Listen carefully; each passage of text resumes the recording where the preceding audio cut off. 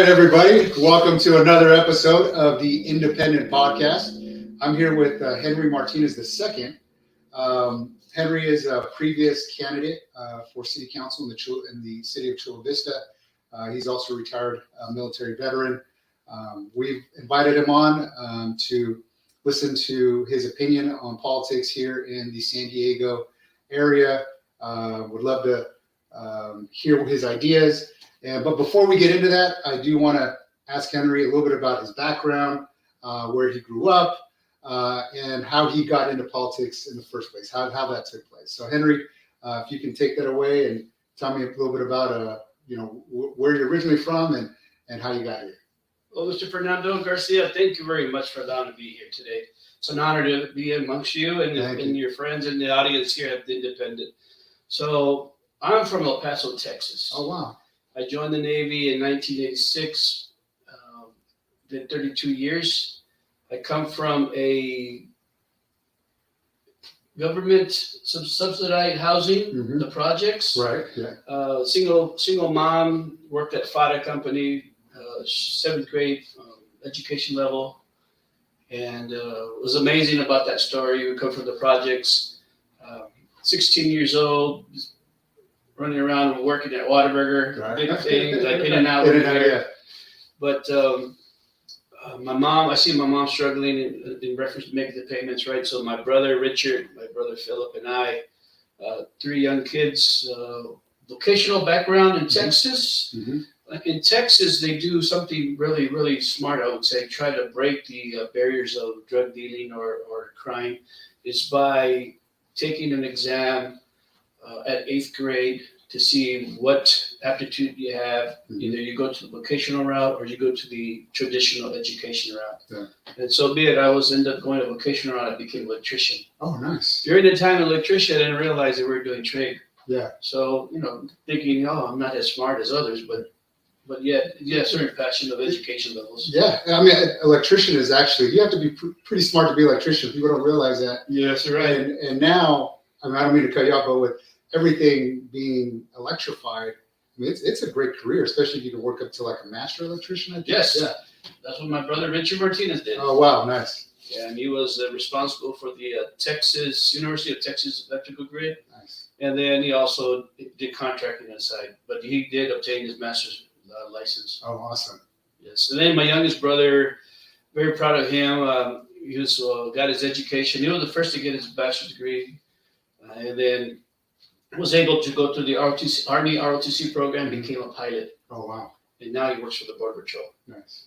And then for me, joined the Navy at 17, boot camp, turned 18 in the Philippines, USS Leahy CG-16, my first amazing ship. I love that ship. Yeah. And then I did 32 years. Wow. From E1 to 04, not bad at all. Right. I was able to obtain my associate's degree, bachelor's, and my master's through the Navy. Yeah, it's a great story. Yeah. It is. Navy did right to me. Yeah. I mean, I love the Navy. If I could stay in, I would have been still in. Yeah. I would have had to die before they forced me to get out. But yes, sir. That's awesome. And then, so when you left the military, how was that? What did you transition into? From being in the military to the day I was retiring, it was an amazing transition. It was a hard transition to go, especially from a place that give you a foundation of leadership, foundation of structure, right, guidance, and you always had, a very certain drumbeat, a pattern of life, right? So then once that changed, I didn't have that show up at 6 o'clock at work and work your 18 hours while at sea or work your 8 hours in port, and try to, balance work life and time with the kids and family, but having all this time around you and not, working now, like, oh my God, you don't have to worry about, working out. You don't have to worry about taking an exam. You don't have to worry about evaluations coming up. Right. Like, what do I do? Yeah. It was kind of awkward. Very, very, I had to go talk to a counselor to adjust to the civilian life. Yeah. My wife was laughing and my kids are welcome to the civilian world. Like it's crazy. Yeah. It's a different world. Yeah. Yes, sir. Different world. And now, were your kids kind of brought up while you were in service? So yes. Okay. Yes, And- I was very fortunate Yeah. to do some sacrifices that no other naval person would have done. Maybe either you pick life or you pick the career-wise. Mhm. I've learned a lot. My kids, we only moved twice in San Diego, from Lemon Grove Okay. to Chula Vista. Okay. So yeah. not So too they bad. grew up in San Diego, Chula Yeah. Vista. My daughter went from kindergarten all the way to high school to college in Chula Vista. Oh wow. Okay. So she graduated from San Diego State University, got her Nice. master's degree. Awesome. And what are some of the big lessons that? Well, actually, before I get into that, in terms of you and your brothers, were you the oldest? The I middle? was the oldest. The old- I am the oldest. Okay. Okay. That was because I haven't died yet. Now, did you? So I'm assuming that they kind of took your advice or your leadership in terms of you going into the military, and that probably prompted them as well. Would you say that?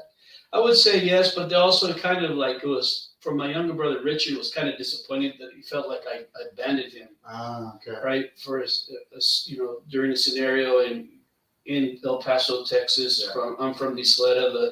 The Kennedys was the projects, right? So gangs, drugs, crime was right. Either you were a drug dealer or you worked at Whataburger, Yeah. or you were police force or border patrol. Okay.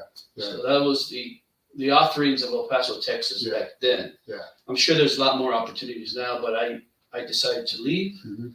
to use the military as a platform to break that cycle Yeah. of crime and disparity. Awesome. What are probably some of your biggest lessons you learned from being in the military? You work hard. Yeah. Work hard. Care about your people. One thing I do take away from the Navy itself, Mhm. It teaches you how to be structured, Yeah. disciplined. You don't see color. Mhm. You don't see race. Yeah. You don't see gender in the military, Yeah. but you see the capabilities that one person can bring to the fight. Yeah. That's what I take away from the Navy, Wow. and I'm very blessed with that. That's awesome. Yeah, my dad's a Vietnam vet, and he would always say, there was some prejudice during the time he was in the military, but he always said once the bullets started flying, all that went out the window. That's absolutely right. Yeah. Yes, sir. Time when hits the fan. You know what I mean? Your brother next to you Right, or your right. sister, Yeah, come and help me, or I help thee. yeah, You know what I'm saying? absolutely. You might bring the microphone a little closer to you. Yeah, awesome. There you go. Thank you. And I know that you have a profound love for this country, for the military.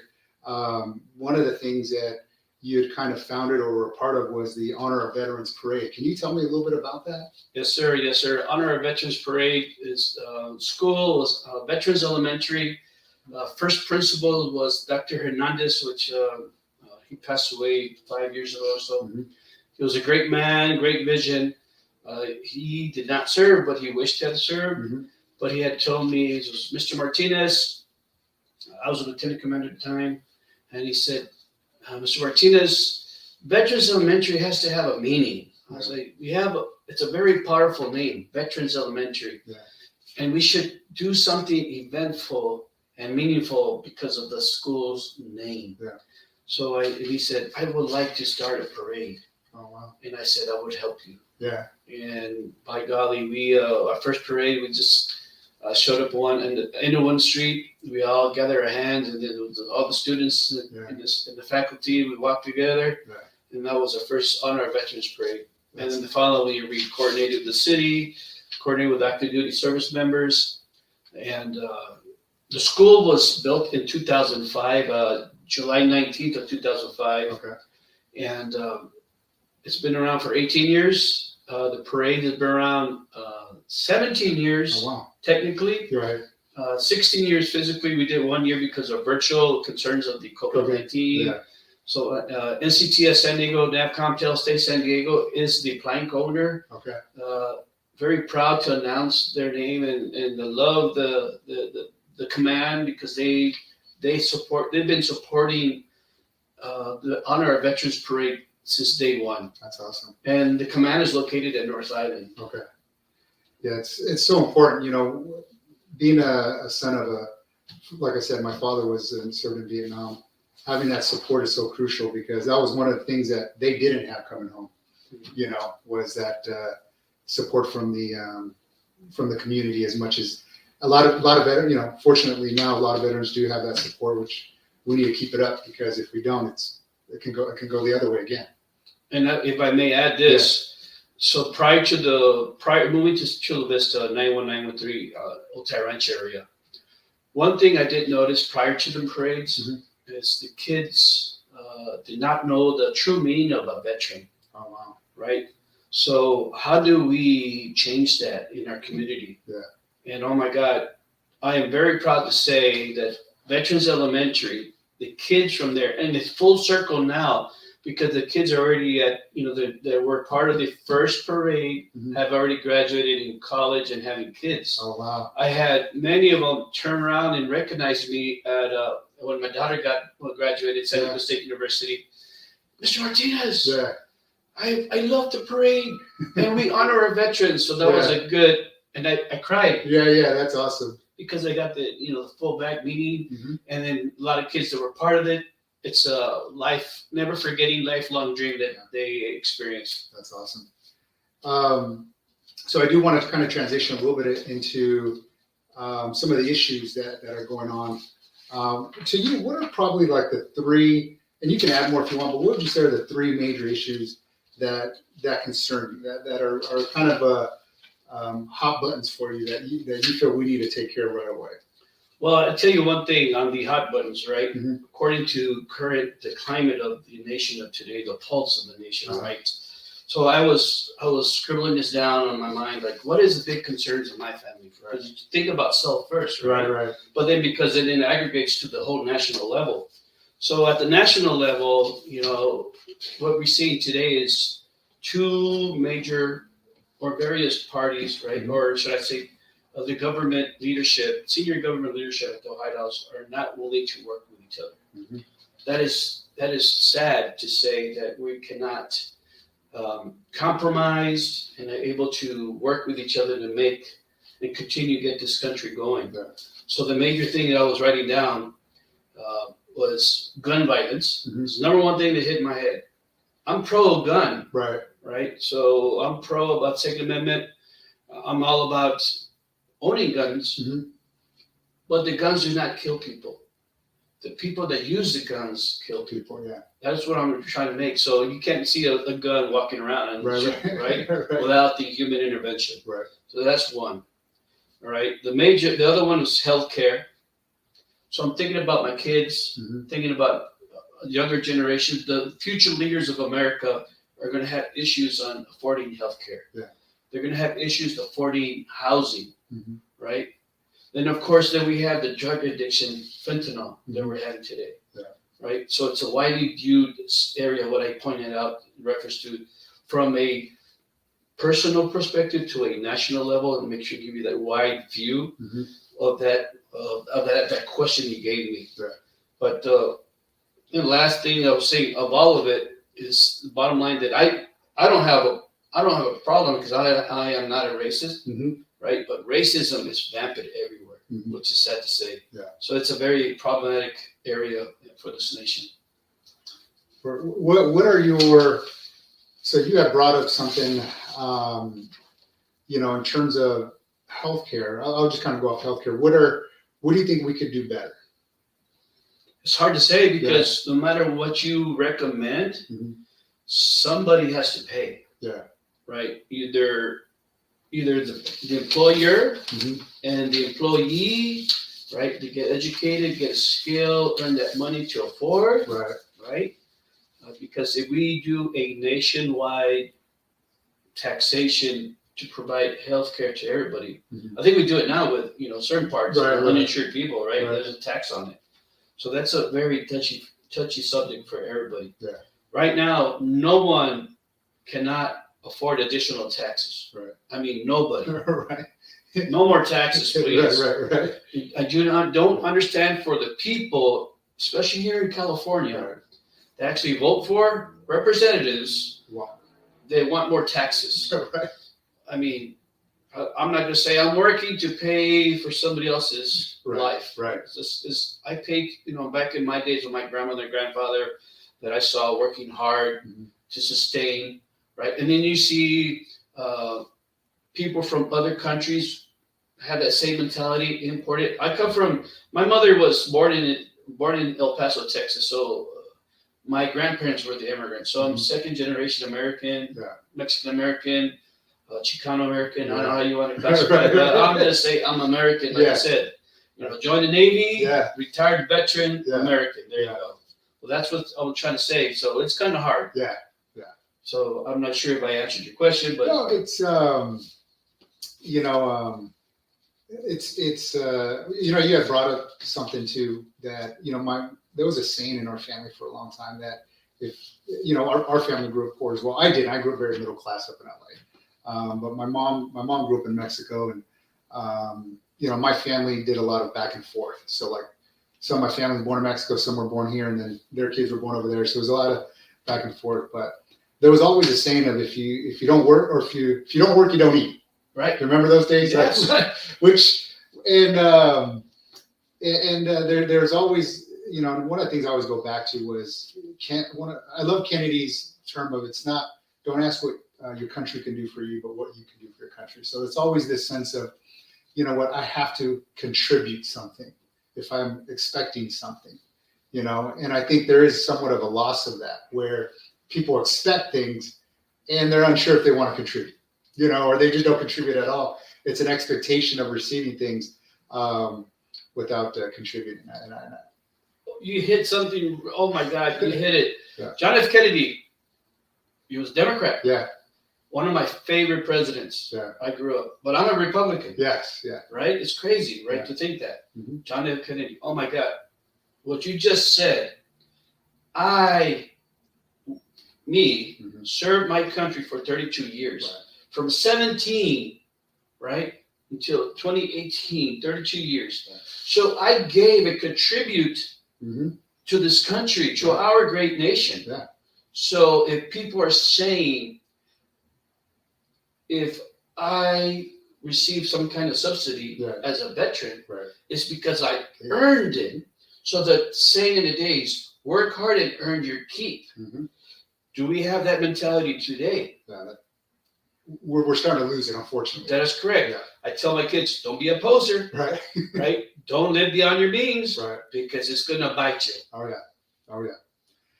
And obviously you grew up in Texas, and then came here and pretty much been here since. It sounds like. Yes. How have you seen politics, society in general, change here in California?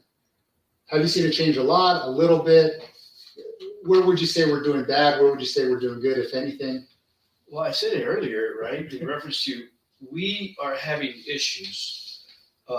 President Reagan was in California. We're California, red state. Factories were booming. California itself was producing and creating gross national product more than some other small countries, right? And then we lost him. And then we're voting for people that are, I would say, erasing the American dream in California by raising taxes, putting some red tape on housing, and then more red tape or extra taxes on business companies to subsidize their plans to sustain people that do not want to earn their keep. Right. Yeah. You had brought in something about housing. I'm all for. And one thing I realized, because I would consider myself an environmentalist. I love the environment. I want clean air, clean water, clean all that. A lot of Republicans are that way. A lot of Republicans are hunters. They love to camp. They love to go to the outdoors. They want all that to stay pristine. So, but for whatever reason, there seems to be a lot of red tape with developers who do want to build homes. And it seems like in California that we focus on the demand side of housing. We want to make it easier, in a sense, for people to buy homes, but we never attack the supply side, right? So, and that just seems to be a formula for outrageous housing prices where you only have so many homes for so many people, and we're not saying, hey, let's just build. I remember when George Bush used to say, drill, drill, drill, right? We need a governor, in my opinion, that says build, build, build. Right? I mean, that's what we should. And hey, everything we got to do to build, that's what we should do. Do you feel very similar in that respect?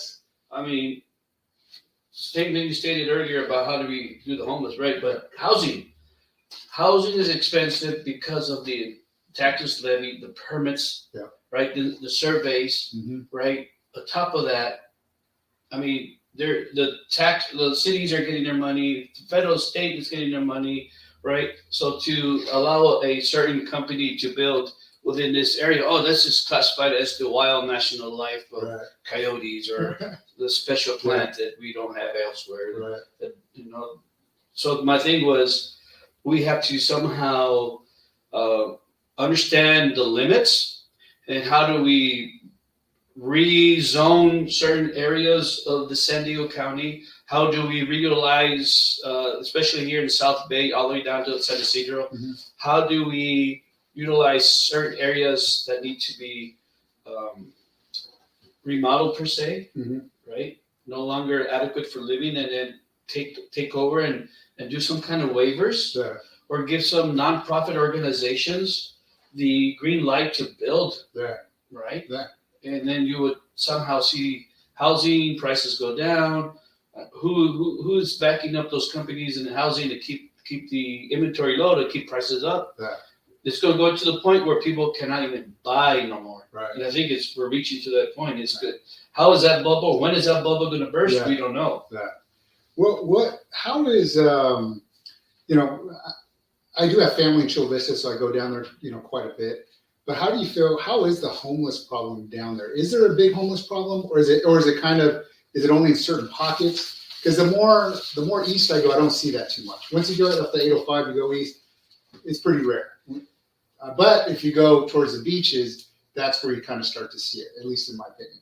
That's the same. How do they migrate to the warm area?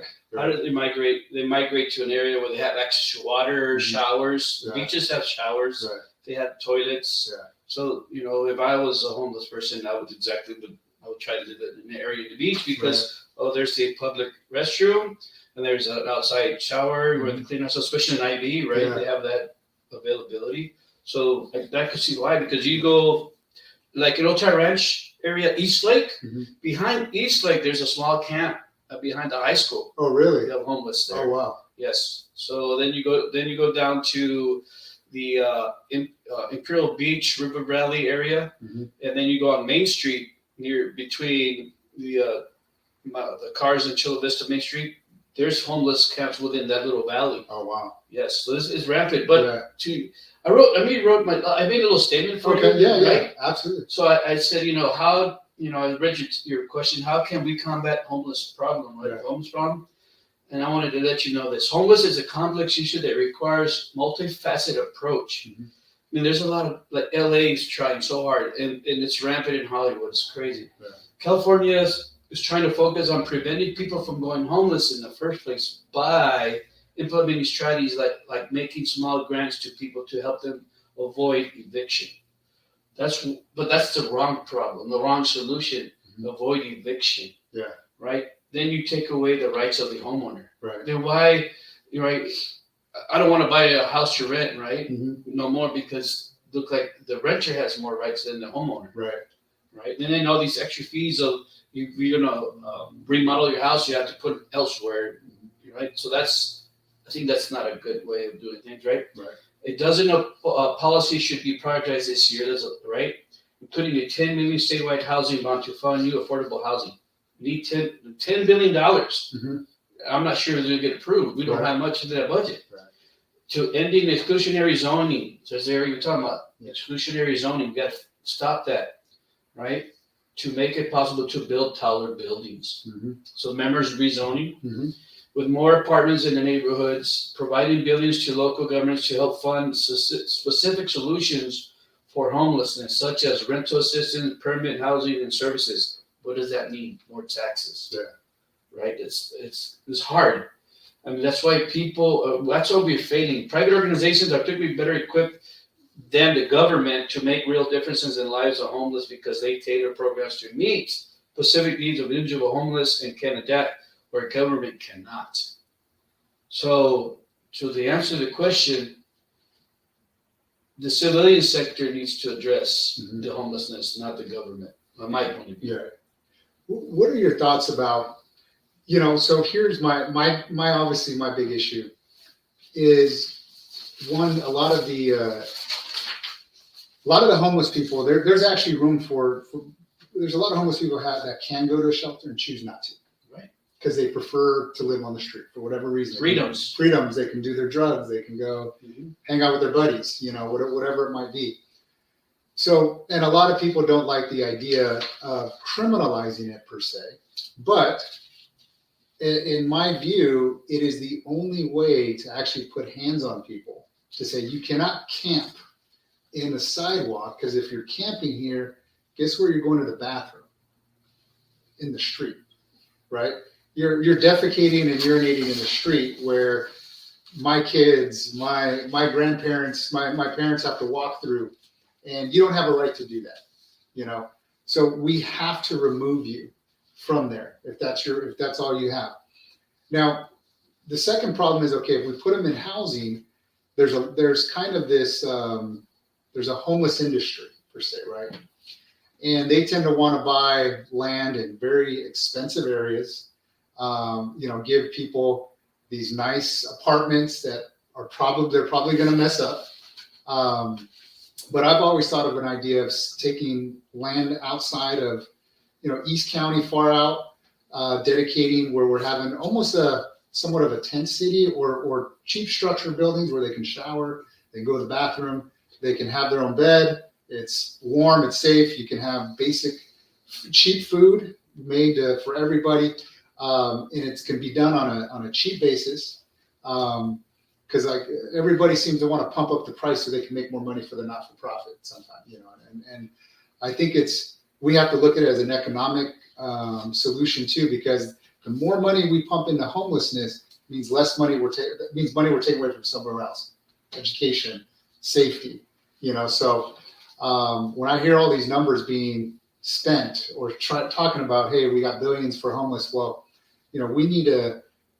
If you're a politician, if you're a statesman or stateswoman, you have a fiduciary duty to be responsible for the taxpayer. Yes. So we should look for the most efficient way to spend this money and understand that, hey, we have compassion for these homeless people. A lot of them have drug problems, mental health issues, whatnot. Some of them maybe just don't want to work.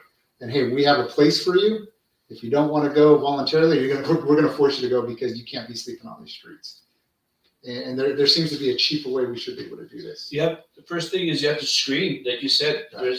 You have to screen the homeless population. Yeah. And then that's how you start doing the segregation of these are they're not mentally ill. Then you got your mentally ill, and then you got your drug people, right? Yeah. They're stuck in drugs. Yeah. So that's where you have to, farm them out. Okay, the mental health, these go to state mental hospital. Yeah. Right. And the ones that are not mentally ill, how do we rehab them? Right. Right. So like you said, great idea. So others, like in Texas, they have for the veterans, they do have a sanctuary per se, is a tiny home sanctuary. Oh, nice. And yeah. One bedroom, one shower, everything slated for that, and it's for the veterans. Yeah. You got to show your DD 214. Yeah. I'm homeless, and can I be part of this camp? Yeah. And boom, you're in. Nice. So that's exactly right. So it takes a lot of money to do that. Chula Vista, Mr. Mike Diaz, former city councilman, had an idea of there's already a mental health on 3rd Avenue, Chula Vista. Right next to it, there was a small little building to make an emergency encampment or building, like I think it was 3 stories, with 12 rooms or something, and use that as an emergency to remove and relocate homelessness, because you have to have a area if you remove this one person from the streets and as a homeless person, according to the law, you have to have a facility to provide them housing and to try to rehab them or something like that. Yeah. So That's the dilemma. Most cities don't have that facility. We do need to work on that part. Now, I kind of want to go, kind of shift to crime a little bit for public safety. Do you feel like we're coming a little too soft on crime? I'm gonna read this for you. This is what I wrote because I was like in the zone. The debate, like you said, the debate between tough or soft on crime is rhetorical and has no value in the criminal justice conversation for today. Right? So I'm kind of old school. Sure. Communities now are looking to be smart on crime, that is, to pursue policies that are thoughtful, fair, and effective. Right? So if you are willing to do the crime, you better be ready to do the time. Yeah. Many people believe that for the most part, judges are too soft, which has happened. Yeah. And when it comes to sentencing, the penalty should be much tougher. Yeah. Right? However, there are also a widespread view that criminals get off too lightly and sentences are not tough enough. So my thing, why would you allow this to happen in Houston?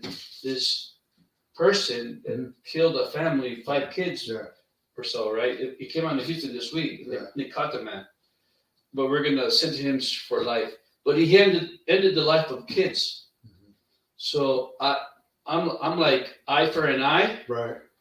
Some countries will end your life by the way you ended the other person's life. Yeah. Some countries do that. Yeah. Some do hanging. Yeah. Some do some the rifle. Right. So my thing is, why should I pay tax money to a criminal that killed 5 kids? So my thing is, especially kids and women, he or she should not be allowed to live. That's my point of view. Now, and my stance. Sure. Crime. So, but let's just say, so obviously that is an issue that is that's not an everyday common issue, right? Most of it is minor stuff, assaults,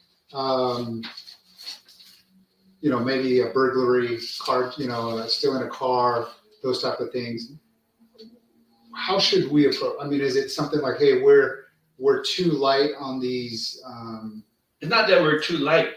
I think it's that the states can no longer afford to sustain and maintain jailhouses, penitentiaries. Okay. So that's the dilemma. Okay. That is the big dilemma right now. It's not that we're being too light. It's that it's overcrowded. And we can't afford it. Right. Exactly. Okay. So that's exactly what I'm trying to point out to me. Yeah. You might want the audience say, "Oh, he's a murderer." Right. But for me, if a person takes life, they should take his life as well. Okay. So that would cut down on paying, maintaining medical education reform and give them a chance. Potentially. Yes. I mean, I here's where I would, my only issue, here's my issue with the death penalty is because we get it wrong sometimes. That's I agree with if it's 100%, and there's been plenty of times where a jury can convict somebody and it's not always the right one. That's my critique of it. So I understand it because we have made mistakes in the past because we didn't have the technology of today. So now that we have the technology of today, I could say to you that our accuracy on penalizing and giving the guilty sentence on this one person, right, I would say more of a 85, 95% more accurate before than back in the 60s. Yeah, I would agree with that too. There's more, especially with DNA evidence. Yes. I mean, it's more. I think it's more. I would leverage technology to sustain that decision for me. Right. Gotcha. And let's see here. What are some things that make San Diego and specifically Chula Vista a special place for you? Oh, well, because I started my life, right? Yeah. It was a launching pad of changing my life, to today. Yeah. I mean, from coming from the projects to being educated, running for city council, lost by 6%. I mean, who would have thought a guy from the project would do that, right? And I want to let you know, I want to highlight, and I wrote it down here. San Diego is known to be for its beautiful beaches, of course, parks, year-round. The weather. Oh my God, that's why my wife does not want to leave. Let's go to San Antonio, right? I'm tired of the taxes in California. You know, Californication is going to happen, and oh my God, they're going to kick us out because of all these taxes, the gas taxes. Oh yeah. It is also known to many attractions like the San Diego Zoo. It's beautiful. Every year, try to go there. It was amazing. You know, even though it's amazing, great time to spend time in Balboa Park, and of course Chula Vista. I mean, oh my God, Chula Vista is known for a scenic location between San Diego Bay and coastal mountain hills. It's also known for diverse culture, right? I love it. It's very diverse, right? Many parks and beaches and vibrant and theater community, right? But also in Chula Vista, where I live at, a lot of veterans, a very military, family-centric community. So, you know, I live in District 3, and, you know, I ran against Ipadilla. And when I was running for city council, I did the hard work and knocked in every single door of District 3. And one thing I did notice that no one knew who was Steve Padilla of District 3. So that's one thing that for Chula Vista and San Diego, in order for us to make a difference in the future of our kids, right? Especially, we need to, connect with our kids, right? In the political sense. And then give them our experiences and see if they would learn from us not to do the same mistakes. Because I tell you what now, my daughter is adulting. She's 26 years old, and she tells me, Dad, adulting is terrible. I am paying taxes out the nose. You know, she is making some great money for a 26-year-old with a master's degree. And oh my God, and I laugh, and she looks at her paycheck. And what is this FICA? And what is this other tax? It's amazing. But yes, Chula Vista, San Diego, South Bay. Oh my God, it's paradise here. Beautiful. That's why my wife doesn't want to leave. I don't want to leave paradise either. But I'm telling you, the issues with California, state tax. We're voting for people that want to increase taxes. It's going to hurt everybody. And you know, one of the things that my mom, both my parents were very adamant about is when I turned 18, and still to this day, did you vote come election day? I always get that. You're voting, right? Make sure you vote. You know, and I do now. I do the same thing. My oldest is 23, so always, you're gonna go vote. Just make, you know, whatever you want to vote for, go vote, do your thing, but make sure you vote. Make sure you're get a little educated on who you're gonna vote. Get that message, guys. That's right. Make sure you go vote. You need to vote. Do your homework. And if vote. you don't vote, more taxes. That's right. Now, are you familiar with ranked choice voting by any chance? I've heard of it. Okay. And I wrote my thoughts. Okay, what are your thoughts on ranked choice voting? Here, make sure I got it right. All right, make sure you correct me if I'm wrong. No problem, we'll do. Ranked choice voting is a voting system that allows voters to rank candidates in order of preference. Right? So that's, you have the right to vote. So you have to exercise your right to vote. You have the order of preference of who you're going to candidate, who do you want to run, right?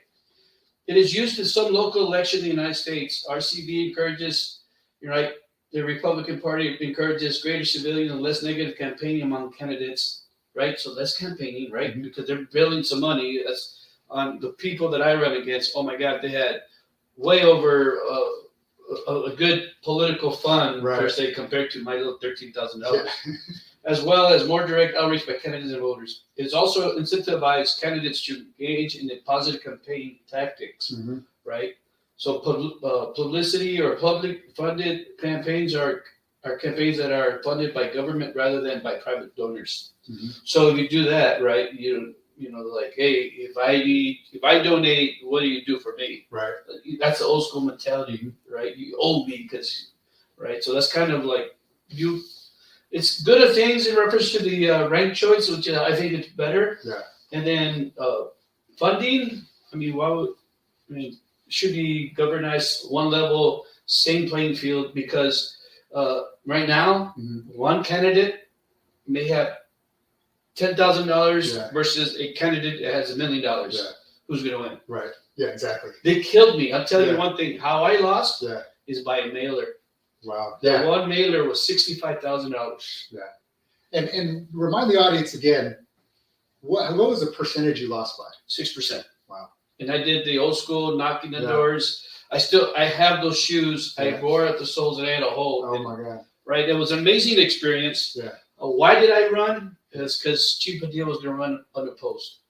And I was retired. Yeah. And I said, you know what? Here's a chance for me to make a difference for our community.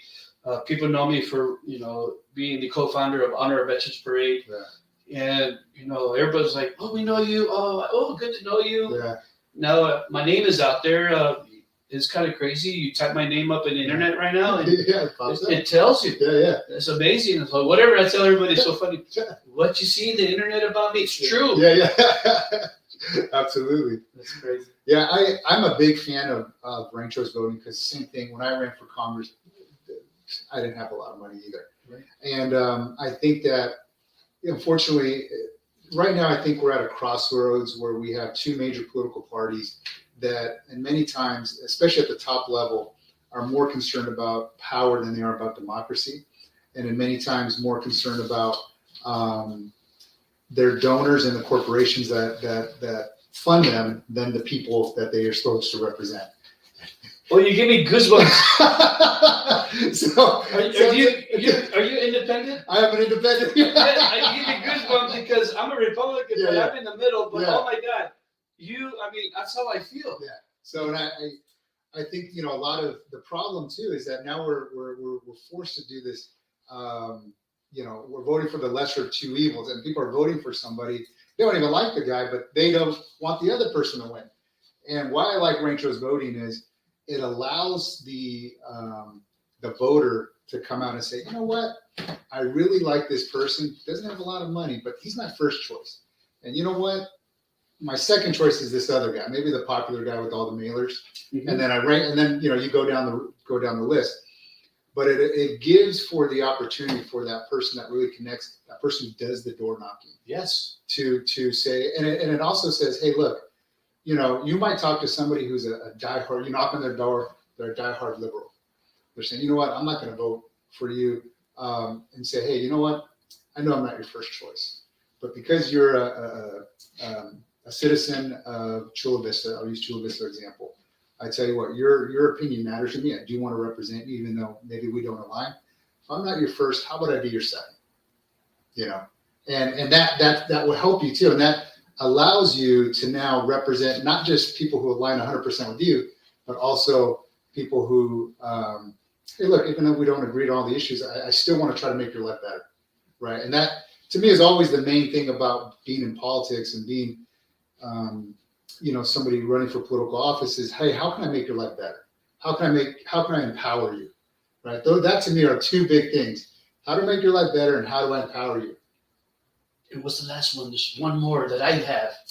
Accountability. Accountability. Yes. That's the three pillars that I use in my campaign. Wow. Perfect. I'm like, oh my God, you got two pillars. Well, hey, I think, and there's a new thing coming out. I think it's it's for those watching. There's a thing called the democracy dollars, which is a very interesting thing where basically, when you run for political office, you can go two routes. So you can go the traditional, privately funded, right? And you can still go that route, or you can go the public funded route. And the way that works is the people who are registered to vote in your area, whatever district you're running in, what happens is they can, in essence, donate. It's publicly funded, so it's their $25, for example. They say, you know what, Henry, I'm going to give you my democracy dollars. You're my $25. So the person who's actually knocking on doors, you can say, hey, if you really like what I'm like, or you really like what I'm saying, I'm a public funded campaign. Can I get your support? It's not the $25 coming out necessarily from your pocket directly, but it's coming from a public fund. And if you choose to give it to me, great, it goes to me. If you choose not to pick anybody, that money stays in the general fund. And so it's a great way for, in my opinion, for the person who's not out campaigning to big corporations and big donors. They're actually talking to individual people to kind of build their way up to get some of that money to be more competitive. And it's also been shown that candidates have a higher rate of success when they tell people they're a public funded candidate. Yes. So it's a great, it's kind of a more of a newer idea, but I think it's an idea because of how donations are just, people are just buying elections now. That would level the playing field a lot. It would be a lot fairer because Right. it was, against a monster Mhm. that I went against, right? Yeah. They did do nothing for our district, but all he did was increase public housing per se, right, in a area, Mhm. which saturated District 3 with Section 8 housing, Yeah. which is a solution that we should Yeah. help with, right? I grew up in a Section 8 housing per Yeah. se, but it's Yeah. hard. Yeah, one great idea I think is a good idea. One of the problems with a lot of these affordable housing that I see, specifically like downtown, they're doing something over in Sports Arena, Yes. is it creates these two levels where, okay, I'm gonna just make up a number, say there's 500 units in this big project. They'll say, okay, well, 400 of them, you sell them however you want, but these 100 are going to be for, affordable housing, but really it's low income. And what that does is now it makes the prices are going to go up for the other 400 units.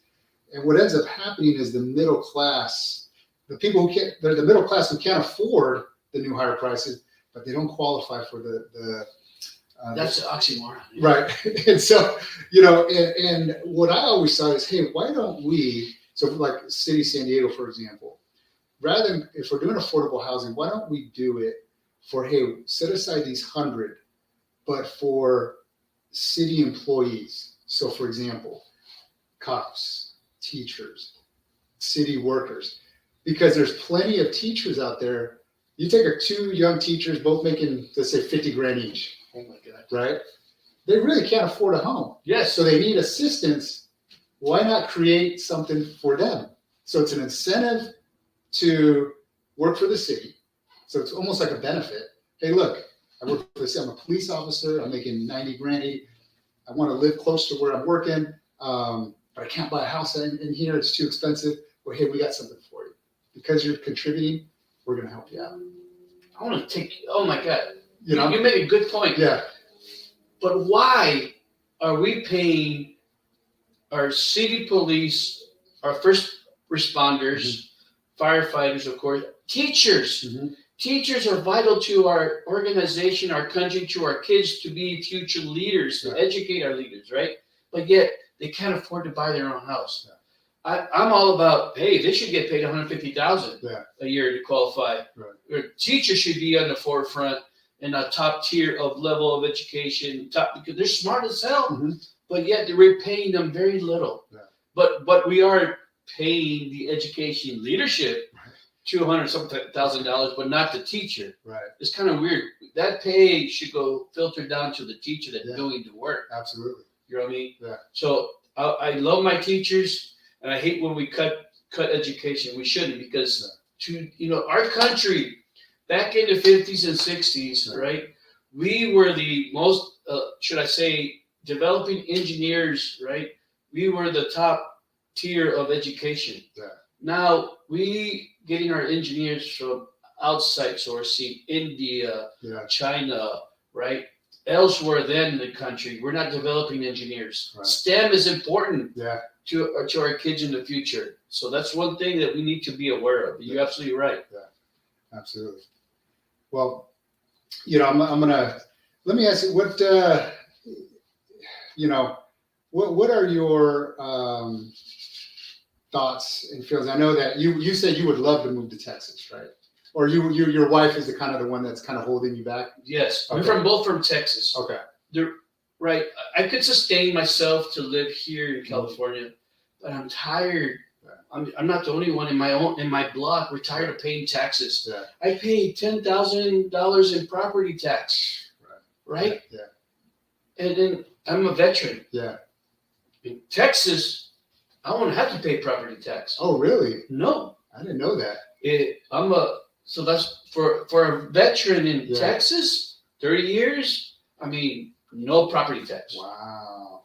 I'm telling you. Wow. I ain't paying. I've been living in Chula Vista 20 years now. Wow. That's amazing. I'm telling you. Yeah. That would make me want to maybe move. Exactly right. People move to Texas, Yeah. Georgia, Arizona, maybe Florida. Yeah. Because they don't have to work. Wow. I'm working right now. I have my retirement. Yeah. I'm working just in case some of my family members need some emergency money. I could provide. Yeah. Awesome. Well, Henry, I really do appreciate you coming on this podcast. It's been a great conversation. Yes. I want to say thank you for your service too. Thank you so much for running, and hopefully I hope to see you out there one day. I mean, we need more people like you, in some capacity, whether it's, if you run for political office, if not, your service to your community in this country is greatly appreciated. Before you close, yes, can I say this? Absolutely. Right. So I want to make sure everybody out there in the audience understands me, right? Mm-hmm. So we need to do our homework in reference to picking the right person to run our city, our state, and our country. People are not doing their homework, right?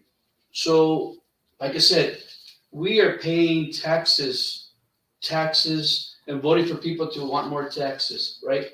So, in reference to me, my platform I was running earlier, I'm more of like independent, but I am a Republican. Yeah.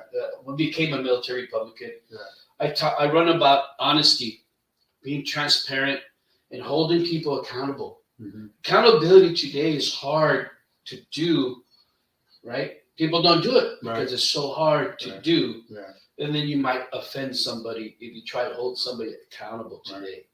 The workforce today needs to make sure they work and earn their keep. Mm-hmm. Don't be reaching out for begging for money and handouts. Yeah. Earn your keep. Do your homework. Yeah. I set the example for my kids. Got my associate degree, got my bachelor's degree, got my master's degree. My kids understand that. They know about the work ethics. Yeah. My daughter has her master's degree. Yeah.